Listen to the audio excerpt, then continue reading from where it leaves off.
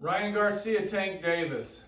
And I'm going to do a preview. I'm going to do something a little different because I haven't even seen the contract. If it is 136, maybe the size of the ring's really small. It looks like Tank's getting everything he wants for this fight to happen.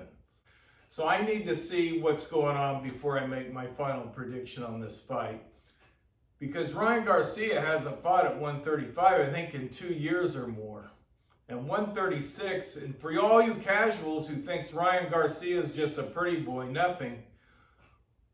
Tank fought Barrios at 140, but he ain't playing around with Ryan Garcia. He only came up 1 pound, and that's not enough. Yeah, like I said. So I need to see what's going on before I make my prediction. So let's get with right in the fight with Ryan now. Okay, the consensus is head straight up in the air. He's straight up. Yes, that didn't work for a tall, lanky guy like Luke Campbell, as we know. Yeah, much more flat-footed. Seems like he wants to. Oh, left hand sits the kid down! And that's what. But with a short opponent like Tank, I think this will benefit Ryan Garcia's style. In other words, I don't even like 50-50 weight distribution. I like, and my fighters knew this over the years, I like a little on the back leg. It brings you back a little further, so it brings the guy in and you can really come out and strike. And Ryan, he tries to get his chin down. He's just back on the back leg now.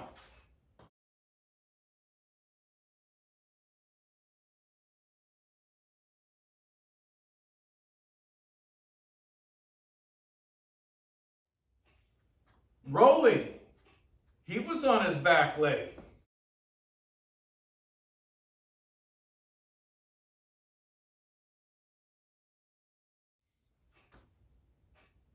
He was hard to hit, but what I'm getting at,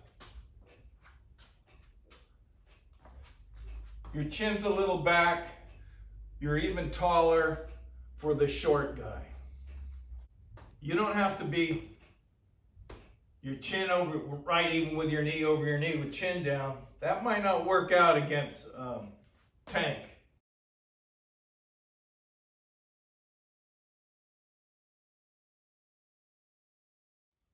And yes, you can have that leg bent and still jab. You can push off of it actually and get that jab.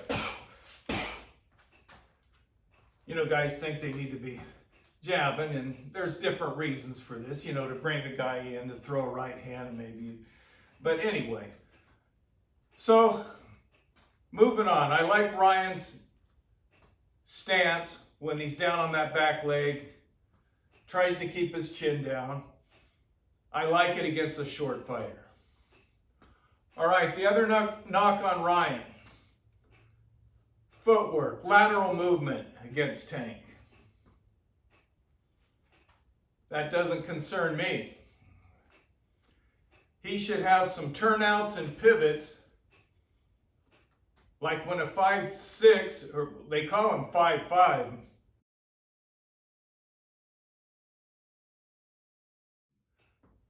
my greatest fighter I like over the years, Dwight Muhammad Kwai, against a 6'2" Spinks, Michael Spinks. So I would want some turnouts and pivots. Nimbly backing away.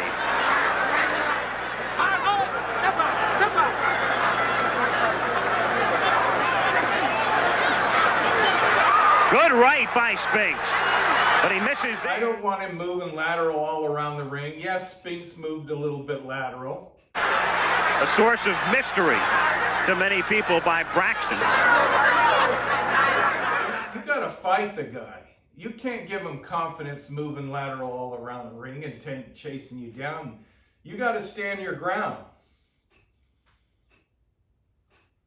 Look how Spinks stands his ground against Dwight Muhammad Kwai.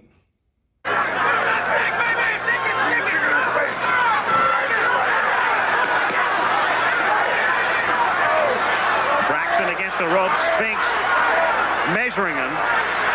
That left jab, looking for any sort of an opening. And then Braxton. Rolly with Tank did step backs. Rolly with, and even the commentator mentioned he's got some good step backs going on.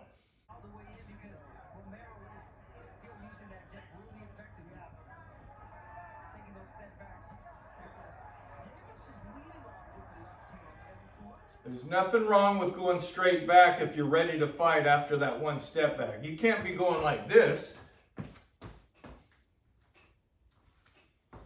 Step back. Now, Rolly may have not thrown, but see, Tank wasn't taking the bait. Rolly was set to punch him if he came any further.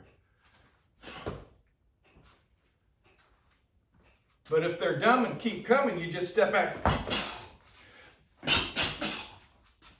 You just keep doing bavol. Everybody has their own opinion. I may be wrong on this. But I don't have a problem with Ryan's stance. I don't have a problem with him moving straight back if he does it the right way. Or his lack of lateral movement. I don't have a problem with that. Let's move over to Tank a little bit. So Tank, when somebody's, they're usually taller. So they come out pretty good and throwing punches, and they're fresh and can keep Tank off and step backs or whatnot. And Tank will kind of lay back and he'll pursue sometimes, but sometimes he'll just be on the high guard looking, then he'll start moving lateral. He did that against Rolly, trying to lure him in to the big punch, which he did. Of course, Rolly, as you know, the southpaws go like that in my southpaw video. And then when your feet are too wide apart and you even step and you're like Rolly, yeah, lights out.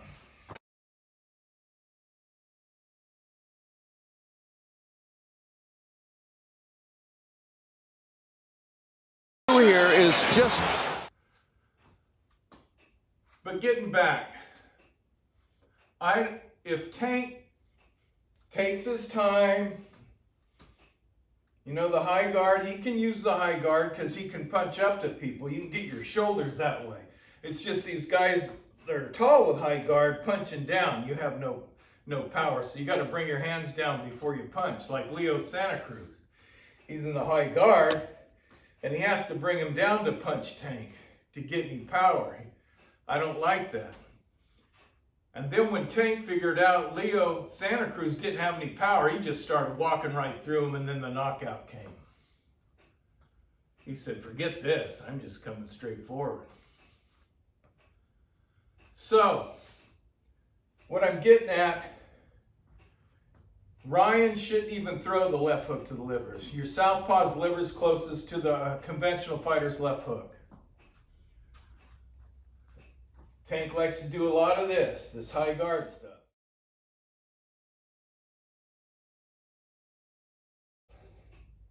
Which is fine, he does everything. He can use it a little, but it exposes that liver. If I was Ryan, I'd throw some not big, powerful left hooks. I'd work him up here. Tank. I wouldn't even go downstairs. I wouldn't show my cards.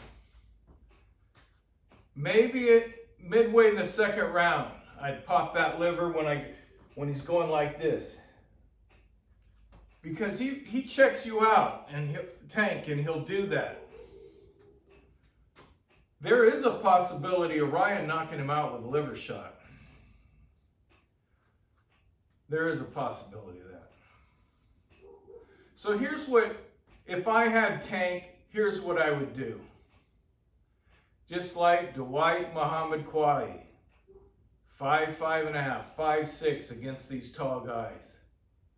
I would have him aggressive right off the bat. I wouldn't let Ryan get any kind of confidence, anything going.